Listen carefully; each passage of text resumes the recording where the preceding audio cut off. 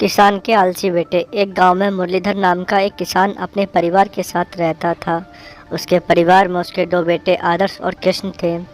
मुरलीधर बहुत मेहनत करता था, लेकिन उसके दोनों बेटे बहुत आलसी थे। मुरलीधर अपने बेटों की इस आदत से परेशान था। एक दिन उसने अपनी पत्नी विवाह से कहा, हमारे दोनों बेटे घर पर पड़े रहते हैं, क्या ये कभी कोई काम करेंगे या नहीं? विवाह ने दुखी होते हुए किया, आप काम की बात कर रहे हो, ये तो खाने के अलावा उठकर बैठते भी नहीं है, दिन भर बिस्तर पर लेटकर सोते रहते हैं। मुरलीधर सुबह तड़के ही खेत पर जाने के लिए निकल जाता है। एक दिन उसने सोचा, क्यों ना मैं बीमारी का बहाना बनाकर अपने घर पर रुक जाऊं। और ये सोचकर वो पेट का दर्द का बहाना मिलाता है और अपने बेटों से कहता है, बेटा आज मेरी तबीयत ठीक नहीं है और खेतों में कटाई करना बहुत ज़रूरी है, तुम दोनों आज खेत पर जाकर कटाई का काम करो। ये सुनकर आदर्श ने कहा, पिताजी आप चिंता ना करें, हम दोनों अभी जाकर कटाई का काम शुरू करते हैं। मुरलीधर बहुत खुश हुआ। उसने जल्दी से अपने बेटों को काम समझाकर खेत पर भेज दिया। उसके जाने के बाद मुरलीधर ने अपनी पत्नी विवाह से कहा, तुम तो बेकार ही इन आलसी कहती थी, देखो आज मेरे दोनों बेटे जाकर खेत काटेंगे और मेहनत करेंगे। ये सुनकर विवाह हंसने लगी। फिर उसने अपनी हंसी रोककर कहा, आपसे ज़्यादा मैं अपने बेटों को जानती हूँ, आप कल जाकर देखना, वे दोनों एक दिन का भी नहीं काटेंगे। ये सुनकर मुरलीधर बोला, चलो कल पता लग जाएगा वे दोनों आलसी हैं या मेहनती। शाम को दोनों वापस घर आते हैं।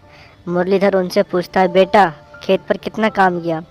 इस पर कृष्ण जवाब देता है, पिताजी आप तो बेकार में परेशान हो रहे थे, हमने तो एक ही दिन में पूरा खेत साफ कर दिया। मुरलीधर विवाह की ओर देखकर बोला, देखा मेरे बेटे कितने मेहनती हैं, तुम तो बेकार में ही इन पर शक करती हो। इस पर विवाह बोली, मैं तो आंखों देखों पर विश्वास करती हूँ। अगले दिन मुरलीधर खेत पर पहुँच जाता है। उसका पूरा खेत कट चुका है। वह बहुत खुश हुआ। उसने अपने बेटों से कहा, तुमने बहुत अच्छा काम किया, लेकिन तुमने एक ही दिन में इतना काम कैसे कर लिया? इसमें तो कम से कम 10 दिन लगते हैं। तभी आदर्श बोला, पिताजी हमने आसपास के गांव वालों को बुलाया और कहा, इस पूरे खेत को एक दिन में काट दो। पूरा खेत एक दिन में काट दिया। हम तो वहाँ पेड़ के नीचे सो गए थे। मुरलीधर बोला, क्या और फसल का क्या हुआ? तभी कृष्ण बोला, जिस गांव वालों ने जितनी काटी वह उतनी ले गए। यहाँ तक कि कुछ गांव वाले तो फसल का गट्ठा घर रखकर दोबारा फसल काटने आए।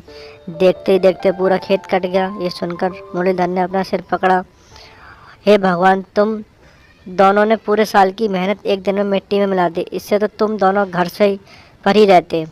ये देखकर विवाह बोली, अब हम पूरे साल अपना पालन पोषण कैसे करेंगे? इन मूर्खों ने तो हमें कहीं का न छोड़ा। मुरलीधर को कुछ समझ नहीं आ रहा था कि क्या करें। वह निराश होकर अपने घर आ गया। आदर्श ने घर आकर कहा, पिताजी आपने खेत काटने के लिए कहा था, आपने ये नहीं कहा था कि फसल को घर लाना है। वैसे भी हम लोग इतनी मेहनत नहीं कर सकते।